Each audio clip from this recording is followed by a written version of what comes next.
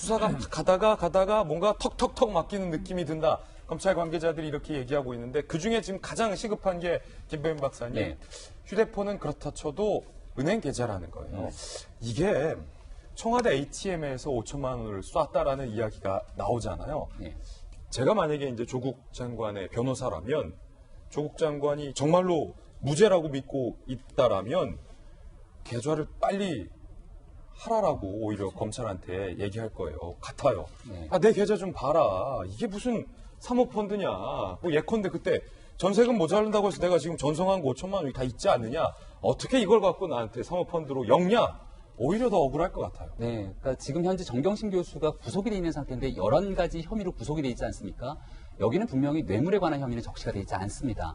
하지만 검찰은 조국 전 장관에 대한 일가의 수사를 바탕으로 뇌물에 관련된 내용을 보고 있는 건데 아주 만약 조국 전 장관의 계좌에서 지금 보도된 것처럼 5천만 원씩 두 번이 건너갔고 조국 전 장관의 돈을 바탕으로 조국 전 장관이 인지하고 있는 상태에서 미정보 공개를 이용한 주식을 매입했고 이를 바탕으로 그들이 엄청난 이득을 얻었는데 여기에 대해서 대가성으로 민정의 넓은 범위 내에서 정보를 줬다면 이건 뇌물로 엮지 않을 재간이 없는 겁니다. 그러니까 조금 전에 앵커가 얘기했던 것처럼 조국 전 장관은 다른 혐의도 아니고 뇌물로서 본인이 재판받는 것은 반드시 끊어내야 될 필요가 있는 거예요.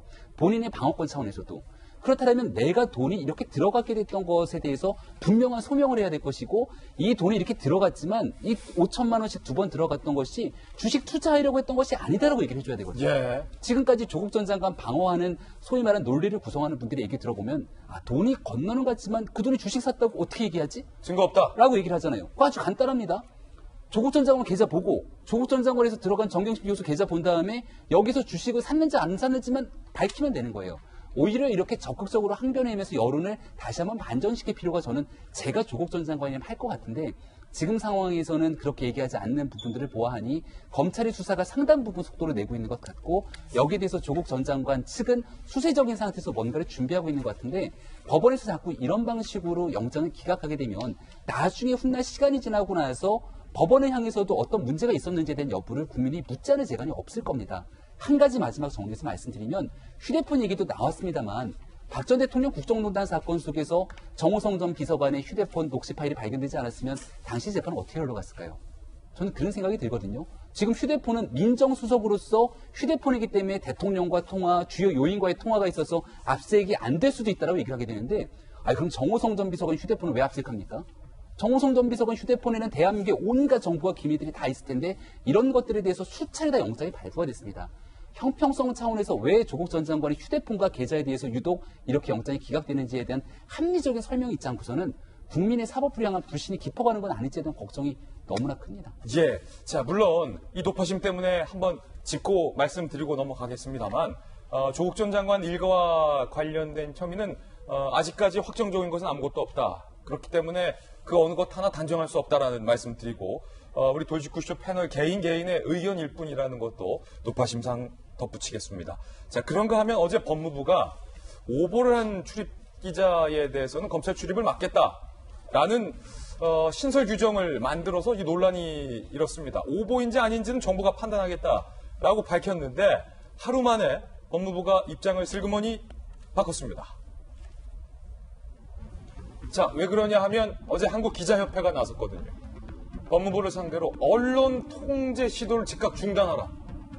한국기자협회는 법무부의 이번 규정을 언론을 통제하려는 정부의 부당한 시도로 봤습니다. 즉각 중단하고 훈령을 철회하라. 한국언론노조도 수사기관의 감시 기능을 무력화할 수 있다. 검찰 내부에서도 오보 판단의 기준이 불명확하다. 법무부를 향한 각종 질타가 쏟아졌습니다. 그러자 법무부가 한 발 물러섰습니다. 그거 의무가 아니라 그냥 검찰이 하고 싶으면 하고 말라라는 거다. 검찰 재량입니다. 라고 한 발 물러섰습니다. 어제 김영주 의원님이 사실은 여권의 대선배님으로서 법무부를 어제 따끔하게 질타했잖아요. 법무부 일 좀 똑바로 해라. 그리고 어차피 니네 그거 못할 거다. 라고 말씀해 주셨는데 하루 만에 바로 못하기로 했군요. 예, 못할 거라고 봐요.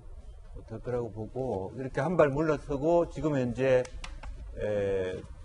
말하자면 여러 가지 오보에 대한 평가에 있어서 기자도 참여할 것이다 이렇게 얘기를 했는데 그게 참여할 기자가 어디 있겠습니까? 예. 또 모든 관료들이 뭔가를 시민을 앞세우거나 기자를 앞세우지만 자기네들이 통제 가능한 기자나 시민을 앞세워서 자기 병풍처럼 역할을 한다는 게 이미 많이 드러나고 있잖아요. 그런 부분을 생각해서는 저는 안 된다고 보고요.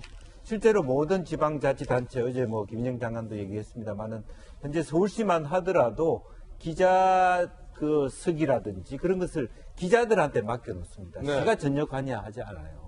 법무부도 실제적으로 그런 어떤 보도와 관련된 말하자면 지침은 말하자면 언론인 단에 간사하고 협의해서 정리하면 됩니다. 그리고 실제적으로 뭐 오보가 있다면 언론 중재 노력을 통해서 정당하게 법적인 절차나 권익위를 통하면 된다고 봅니다. 있는 기능을 활용하지 않고 자기 마음대로 재단하겠다라고 하는 것은 정말 문재인 정부답지 않은 법무부의 행태다. 저는 그렇게 감히 말씀드리고 싶습니다. 예.